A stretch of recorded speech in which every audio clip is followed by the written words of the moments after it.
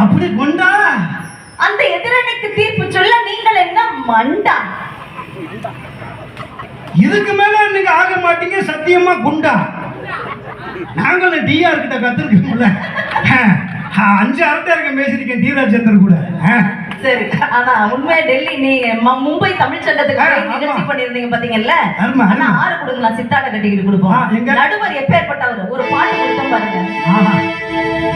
சித்தாட கட்டிக்கிட்டு